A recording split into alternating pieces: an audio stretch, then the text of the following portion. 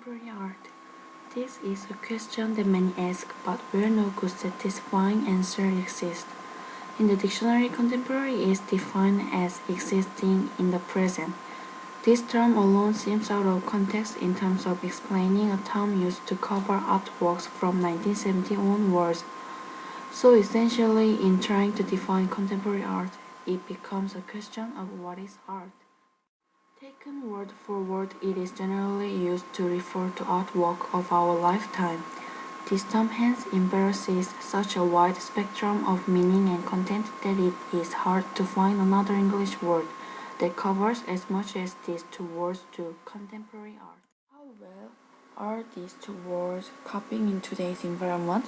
According to Gillick, the term is no longer able to encompass all the dynamic artworks being produced today from artists all around the world. It has exceeded its usefulness because of the increasingly diverse methods artists are using to differentiate their work from others, which has been done by fracturing old categories and conceptualizing, producing, and showing visual art using new technologies that have become available to everyone through cross-border trade stimulated by globalization. Ai Weiwei Sunflower Seeds, Marina Abramovic's Love a Great War Works of China, Sheila Goda's Behold, Shane Cotton's Kikoranji, and El Anasui's Gravity and Grace. All these artists and their work represent contemporary art, but it is hard to pick up a point in these works that they all hold common that would help define contemporary art beyond their generic definition. The artworks are highly differentiated. Contemporary art has become a term that is defined by circulation rather than an extrinsic criterion such as beauty or truth. Another view is that it has become a chaotic term that encompasses the disorientation of art form by exploring all dimensions of the present. So the consensus on the term contemporary art is clear, and Gillick rightly pointed this out in his statement. So what other terms can we use? Would the term current art proposed and used by Gillick be able to encompass the dynamic art movement and method taking place in the modern world? How relevant is contemporary art? In my viewpoint, the term itself should not have been used in the first place, as it misleads people and does not define the art movement of any era, because by definition present is happening presently, and artwork in this era are discontinuous and can be deployed within a whole range of associations.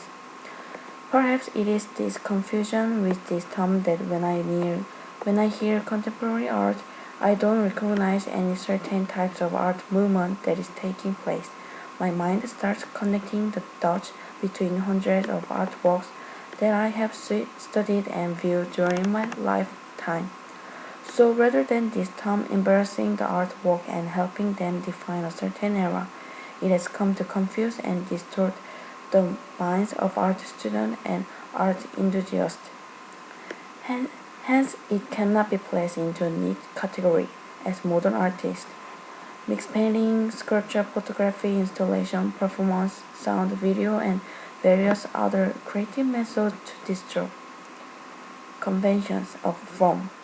This means that any singular definition of art is inadequate to the practice where artists are constantly migrating between and across forms. Terminology should be capable of containing many cultures, conditions, and histories. The world has gone through many changes since the end of the Second World War. In post-war years, people experienced many signifying events such as the Cold War, breakdown of the Soviet Union, tensions around the world, war on terror, and globalization. So can these events be classified under one term?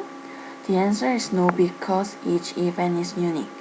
The reason why I am saying this is because artworks are inherently impacted by each era.